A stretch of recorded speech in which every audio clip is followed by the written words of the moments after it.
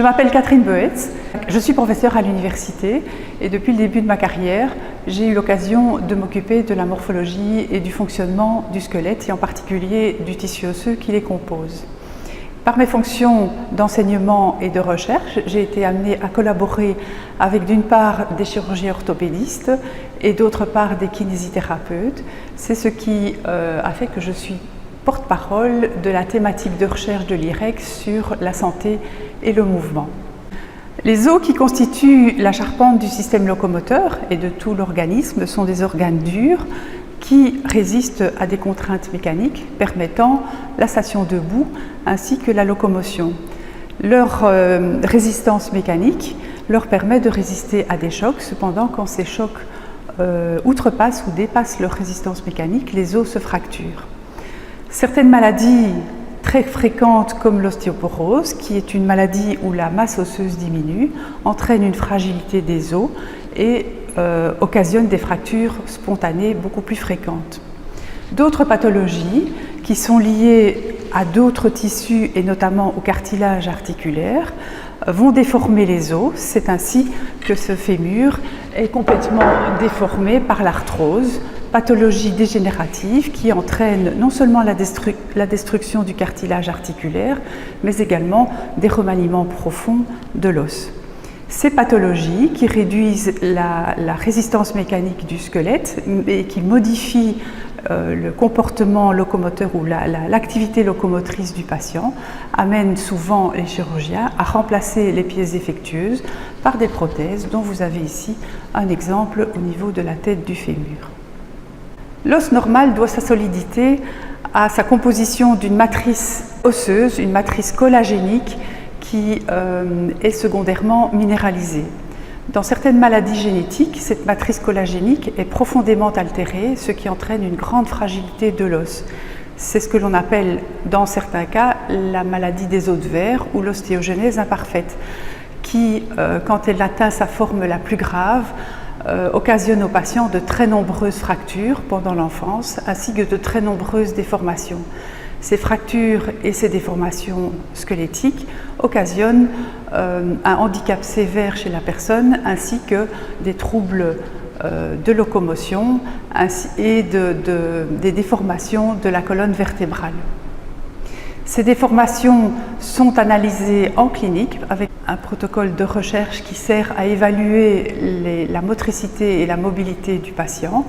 Les modifications de la matrice sont évaluées dans un modèle animal de souris où l'on peut tester différentes options thérapeutiques consistant à augmenter le métabolisme osseux afin d'augmenter la masse osseuse et ses propriétés mécaniques.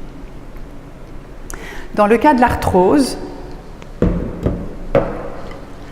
le cartilage est également un agent qui interagit avec l'os, comme nous l'avons vu, et nous avons également un modèle expérimental d'arthrose chez la souris qui nous permet d'étudier comment des modifications de constitution du cartilage peuvent interférer en stimulant ou au contraire en protégeant l'articulation de la dégénérescence arthrosique.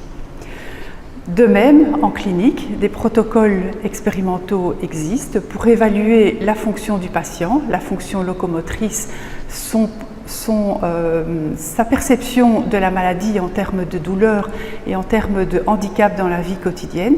Cela permet d'adapter le traitement en fonction du patient et de rendre ces traitements le plus personnalisés possible. La collaboration avec des ingénieurs permet également de modéliser le squelette. Par exemple, la colonne vertébrale, que ce soit dans la partie thoracique ou dans la partie lombaire, dont souffrent beaucoup de patients, de façon à mesurer dans quelle mesure la colonne s'écarte de sa forme normale et dans quelle mesure on peut la traiter et lui apporter le traitement le plus adéquat.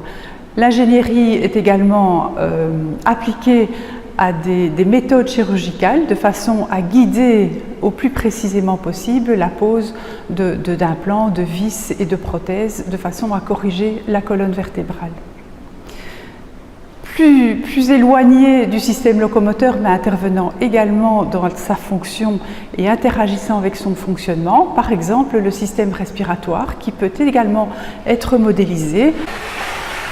On peut le voir ici. La modélisation des voies respiratoires supérieures passant par le nez ou la cavité orale, puis ensuite le pharynx, le larynx, la trachée et arriver au poumon, permet d'évaluer les modifications pathologiques des voies respiratoires de façon à évaluer également la manière dont un produit thérapeutique va être diffusé dans ces voies respiratoires.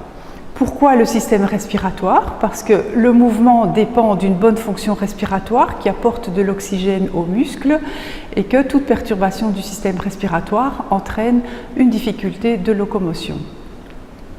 De la même manière, l'activité physique va permettre également d'augmenter les capacités respiratoires et toute l'équipe de kinésithérapie respiratoire travaille sur cette interaction entre l'activité physique et les capacités ventilatoires du patient.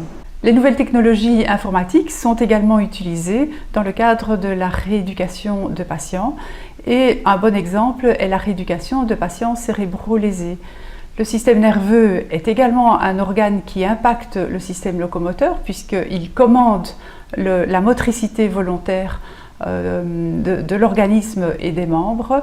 Et chez les patients qui souffrent de lésions cérébrales congénitales ou de ces lésions cérébrales acquises, comme par exemple dans les accidents vasculaires cérébraux, leur mobilité est lourdement impactée. Et des robots ou un robot a été mis au point par le service de médecine physique de façon à aider ces patients à récupérer la motricité par exemple de leurs membres supérieurs pour réaliser des gestes fins et précis de la vie quotidienne. Le développement de ce robot a permis la création d'une spin-off qui commercialise actuellement ce robot. Ceci est une véritable aventure réussie de cette expérience et de cette recherche. Ces différents projets sont novateurs et à ce titre, ils sont dignes d'être financés car ils améliorent la santé et le bien-être de tout individu à tous les âges de la vie. On peut donc paraphraser un célèbre adage, le mouvement, c'est la santé.